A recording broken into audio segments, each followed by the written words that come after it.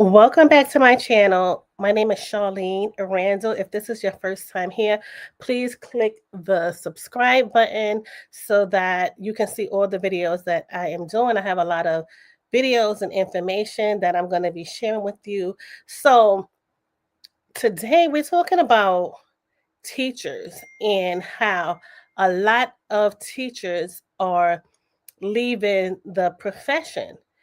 And there's been a lot of talk about this lately because it's so many different reasons collectively why teachers are leaving. Some are leaving because they say that their mental health is worth more than staying at a position that, they constantly, have to battle with, weekly anxiety going back to school with the children, or the children are just out of control, or the pay is not worth it. So it's many reasons that they are saying that they're leaving. And recently, the Department of Education just said that they changed the profession and it's not a professional um, career anymore. So teaching is no longer a professional position. I don't know how that is. I don't know how that works because, basically certain things, should remain professional in my opinion. Like, there's another video I did on nurses in the profession. You can go watch that. And I'm going to be updated on that as well. But teaching, these kids need professionals and teachers to look up to. So but it's a change in the definition. So that makes it no longer professional. So that is what the Department of Education is saying. So just let's take a look at this particular video that we have here, about he's a teacher and he is leaving the profession after 1 year. I am a first year high school English teacher. This is definitely going to be my first and last year teaching. I was made very quickly aware of the fact that this is not the profession for me. It is absolutely astonishing and scary how your kids are 14, 15 years old and still do not have the proper reading skills. And I'm not talking about the ESC kids. And I think that he's talking about proper reading skills.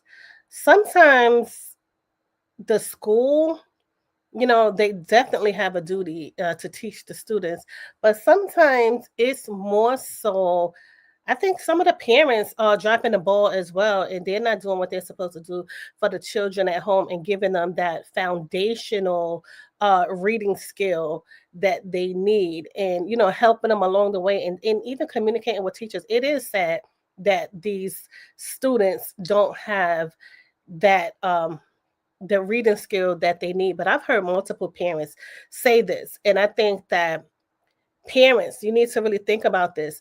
If you don't know, some parents don't even know if their child is at grade level, and they should. So, if you have to sit down with your child, which everyone should, and basically figure out where they are academically from home, not just what the school says, from home, then you need to do that, because these teachers are struggling with our students, our kids coming to school. And I know I was one that, that's something that I thought, okay, it definitely makes sense. I used to teach in schools. So I know that a lot of these things these teachers are saying are true. Kids, the 504s, the IEP kids. I'm talking about your everyday regular Joe Schmo from Kokomo kid who does not know how to read and write at the level that they should. And the problem is that they don't care to learn how to do those things correctly. I can't teach the class because your kid wants to be a disruption, because your kid wants to be on their phone, because your kid does not give a flying about their education. the problem really, I mean, yes, the problem is your kid. The problem is also you as a parent, but the problem is also the administration who continuously makes these stupid excuses for these kids' bad behavior. Why in the world are you still talking about COVID? Every time these kids act up, it's always, well, they spent 2 years in COVID. So did everybody else. That was 2 years.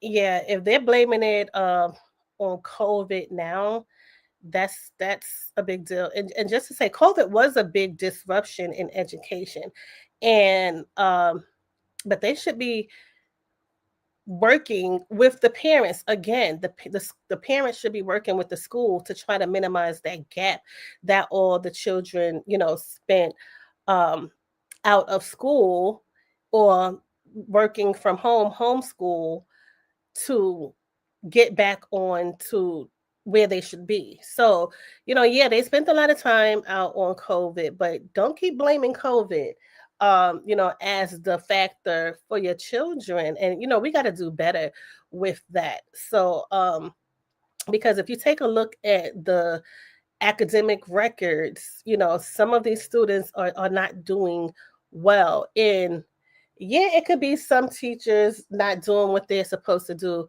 but overall, you have to take a look at, what, the overall thing is and what you're doing from home. And that's to the parents, because the teachers seem to be fed up. Years ago, at what point are we going to stop blaming COVID for these kids' bad behavior? At what point are we going to stop making these excuses for these kids? They are the problem. When you are stopping your teacher from being able to teach the entire class because you don't want to follow directions, that is a you problem. And the thing is, the teacher will always get blamed. Every single time. It's always the teacher's fault. The teacher can't manage their classroom well. The teacher doesn't have the patience. The teacher this, the teacher that. When are you going to start holding your kids accountable for their bad behavior? This is why all these teachers are leaving, because they're tired of getting blamed for your kids' wrongdoing, for your lacking as a parent, for your lacking as an administration. My job as a teacher, it should just be to teach my curriculum. My job as a teacher should not be to be the therapist, to be the nurse, to be the parent, I don't get paid enough for that. Like when teachers talk about the problem with pay, that's what they're talking about, because you're requiring all of us to do all the work of like 4 different careers, but only paying us for one. The districts are all afraid of the parents complaining. The administration is afraid of the parents complaining. The parents are afraid of the kids who don't want to do their job. And who's left to pick up the pieces? The educators, the teachers. Because if these kids fail, y'all are going to make it seem like, well, the teacher wasn't doing their job. It's the teacher's fault. No, it's your kid who came to my class, sat there, twiddled on his phone. She wanted to sit here and talk to this girl, do everything but what they're supposed to be asked. And I cannot get them to do their work because they don't care. And they know you're going to make excuses for them. And that's why they continue to do the same things that they do. When these kids get sent to ISS, for whatever the case may be, you know what happens? Nothing. They just sit there on their phone or sit there on their laptop and do nothing.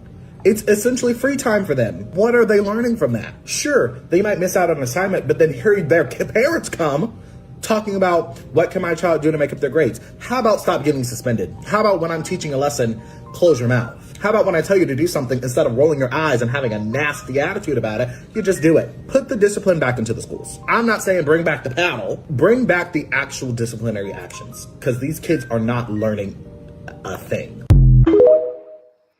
And he has some good points. I think a lot of the ways that, they are implementing things in school nowadays, it's not really disciplined. It's more so the students are allowed to do certain things which distract them.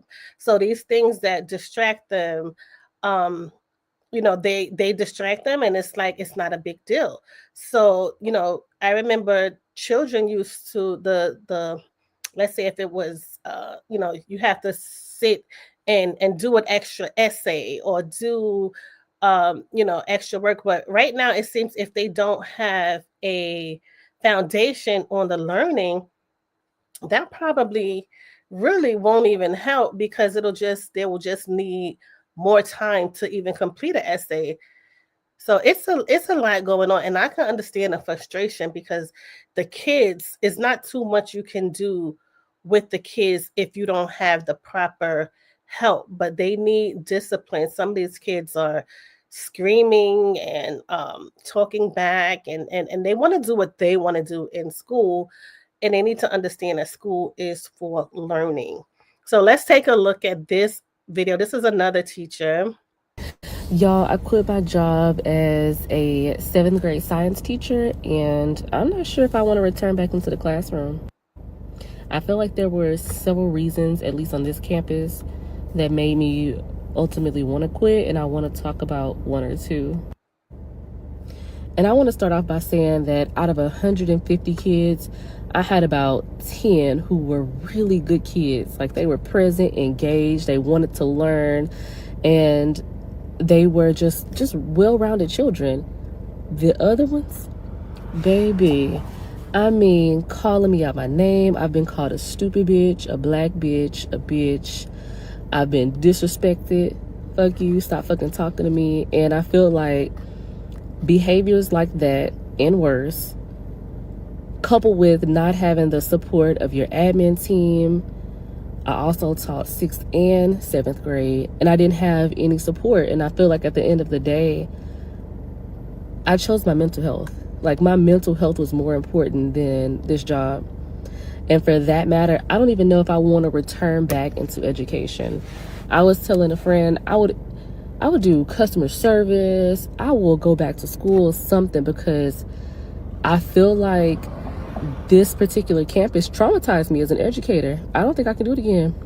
And I feel like the sad part is my story isn't the only story. Like, I've heard other educators across all platforms, Facebook, TikTok, YouTube, talking about making their exodus. And I'm really wondering, when is a change going to come to education? Yeah, and I think that's what people are looking for. I think the community, like the teachers and the parents, the administration, definitely needs to look at a few things on how things are going, because people are playing the blame game, and the students are not getting any advantage from that, and worse, some of them are not even reading. And if you can't read, you're going to struggle with many other things in life. So these kids really need to get to reading, and I keep hearing this from different teachers and uh, people, and reading reports of this school in this state is not approaching reading level. And it's sad that these kids don't know how to read.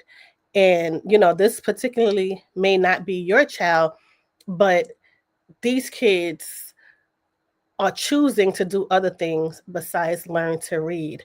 And it's time for the parents to step in, because it's a critical skill. You need to read. Like, how can you do anything else and you don't know how to read? So join the conversation. Let me know what you think about this, and how you felt about the teachers that are leaving. Do you think they're just leaving because they want to, or do you think they really have a reason, a valid reason to leave these schools? Join the conversation, subscribe to this channel, and I will see you in the next video.